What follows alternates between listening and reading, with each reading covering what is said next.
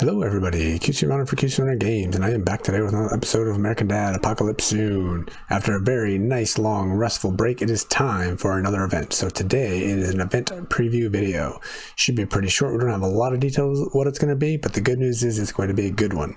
This is one of the most popular style of events coming up. It's an event style that's across all the boards. So before I get into all of those details that we do have, a couple things here, a couple admin things. One, from my preview videos, if you haven't seen those before, there's going to be some spoilers coming up. So if that's not something that you're interested in, you might not want to tune in and watch this one. Just get some details that we know about the game. We get them from the APK breakdowns and things like that to find out some details of what's coming.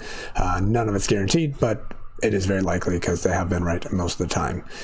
And in addition to that, I do want to point out also down below in the ticker, you see all the people that are supporting the channel. If that's something you're interested in, you can see those details in the description of this video. And as well, if you are not a subscriber, I would appreciate you clicking that subscribe button, trying to get those subscribers up. We did just pass 3,100 subscribers, so thank you everybody who's doing that. And also, Discord server has been taken off and doing really well as well. And if you're not already a member there, I do recommend going there. The details I will be covering about this event are posted already on the Discord server, so I'm going to be covering what information has been released there, and we got some good discussions going of what to expect and things like that. So, and in addition to that, you can take part in the giveaways that I do here.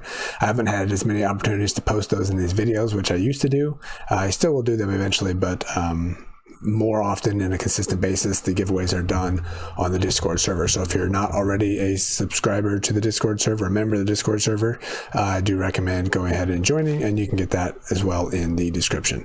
All right, with that little admin stuff taken care of, let's go ahead and jump in and cover what this new event is going to be. So like I said, I am just going to pop up the Discord server rather than just popping out a bunch of different images here. Hopefully you guys can read that. I think that should be okay. I'm going to go ahead and read it anyway. So as always, thank you to Professor for finding all this information and sharing it with us. Everybody very much appreciates that. Professor does support this game as well as Zero City for giving us information about events before they come out. So thank you again very much to Professor for all your work. And this is what we found out today.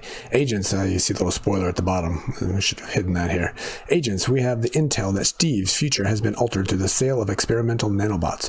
Do whatever it takes to get those bots back, or else Steve's future is doomed.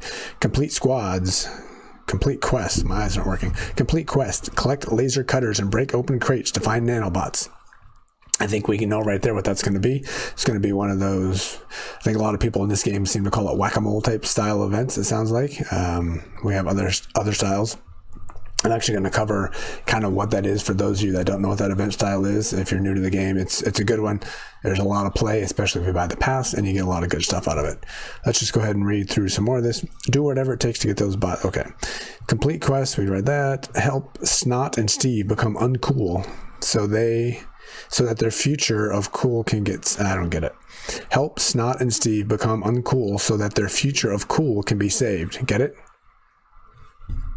Okay. I guess maybe if I actually watched this TV show and knew anything about it, maybe that would have made sense. But oddly enough, for those of you that don't know, I've never seen this TV show. I don't know anything about it.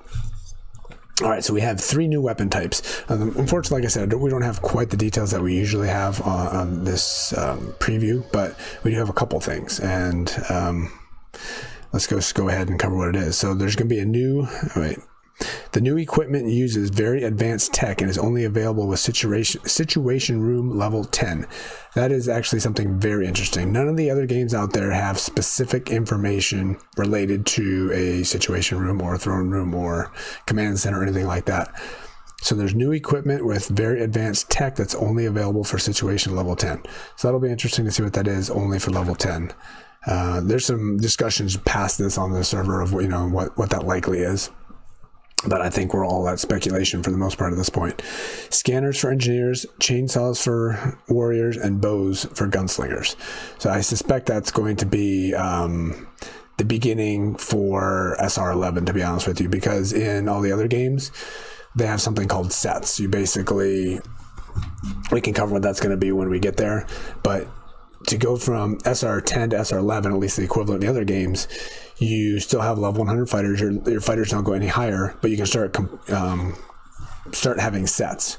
And there's 6 different components, which we don't have in this game yet. Right now we have the weapon, we have the armor, and then we have the bracelet and whatever they call it in this game, but the ring and the necklace, we'll say.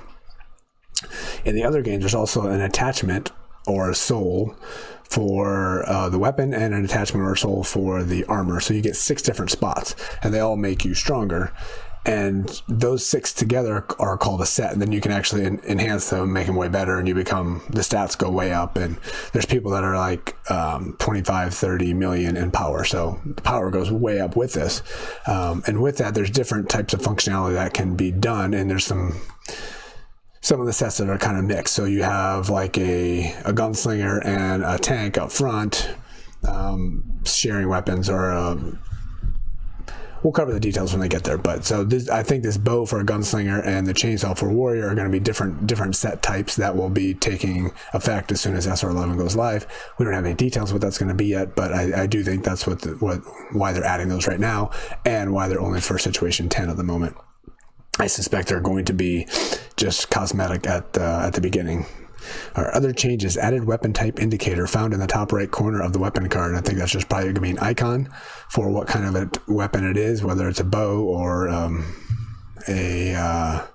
minigun or a chainsaw or a scanner or whatever. So I think that's going to be there, and that also will probably come in handy in future updates. I guess there's a bug here. We got Buffalo Daggers and Orbital Plasma Minigun will now be affected by the respective heroic talents. I guess those specific weapons are not taking advantage of the talents, which is probably scary because the Buffalo Daggers are already pretty OP and pretty good. So if they were being that good without the benefit of the hero, I guess they're going to be that much better. Unfortunately, I don't have any of those, so that would be nice to get. And we have further matchmaking improvements for Family Land Wars. We'll see what they do for that to change the way the matchmaking goes. And here we go, as Professor posted. Let me make sure you guys are seeing what I'm seeing. Yes, you are. As Professor posted here, we got a new panda coming into the game the way it looks like, and that's going to be another pet, I'm sure, that goes through and gives you bonuses to your workers. That'll be very nice. And here's our, let's see if... yeah, that comes across here. This will probably be the splash screen I'm going to use at the beginning of this video, and this will probably be what pops up as soon as the event goes live. So we got some really cool looking armor here. These are the things that you usually try to get throughout the event. Some pretty cool looking sets there going for sure. So looking forward to getting that. We have some details on this middle one. We don't have details on too many of the other ones. So Professor says the new class for SR10 event gear will be there for others too. So others will get it, but I don't know exactly what that means for the other situation rooms. We'll find out soon. I suspect this event's going to be live within the next couple days, to be honest with you.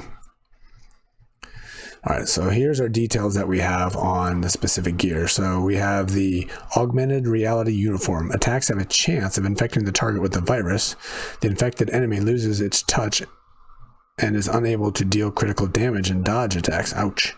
And armor is reduced. Yeah, that's not very exciting.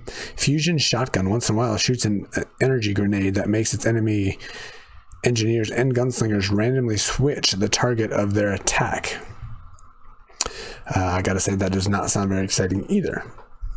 All right, also I see a note here about Nuts helping out too, so thank you, Nuts, for supporting and helping out here as well.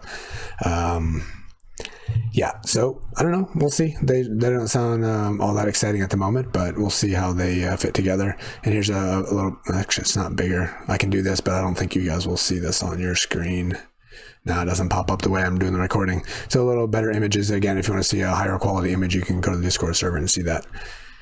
So that, unfortunately, actually is almost all that we have. Oh, I lied. We do have one other one. All right, what else?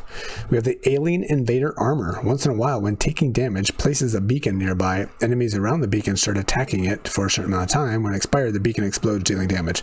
That'll be kind of good. What this comes in handy for is your enemies stop attacking you, and they stop attacking this one. So you can just sit there and start dealing damage, while you're not being hurt at all. Comes in very handy. Hex Grid Axe. Once in a while, initiates energy overload, stunning enemies in a short range around self. The wielder's next attack will deal modified damage. And I'm pretty sure you get that hologrammed up, then you get multiple people will be stunned, which comes in handy. So that might be something that'll be good for a tank as well up front. People are using the candy cane right now that does a lot of stunning. Maybe they'll someone will replace it as the new meta weapon for the tank. All right, what do we have here? These are more images here. So it looks like we have two of the, let's go back up here. So we saw what we have here for a gunslinger in the middle. We have our tank one, which was the one on the right. That looks like more like an engineer one. So maybe it's the one on the left. We haven't seen the one here for the engineer. So that's the gear that we have so far, the write-ups on what they're going to be. If there's anything else, that will be posted here in Discord. So again, make sure you jump in and check that out. But the good thing is about this event, let me go ahead and close this. And we'll close this. Discord to 1 second. I'm just going to leave that unrefreshed because it doesn't really matter. And I have an image. Oops, that's the wrong one. Ignore that. Nobody's a winner on that one. I had an image that's not showing up. That is quite unfortunate. Let me see. Ignore what's popping up here. Nobody is the winner. You can see me doing my work here. This is the one that was supposed to be up there, and it was up there earlier. All right, I'm not sure how much that you guys were able to see, but let's try again. There we go. This is what I wanted to show.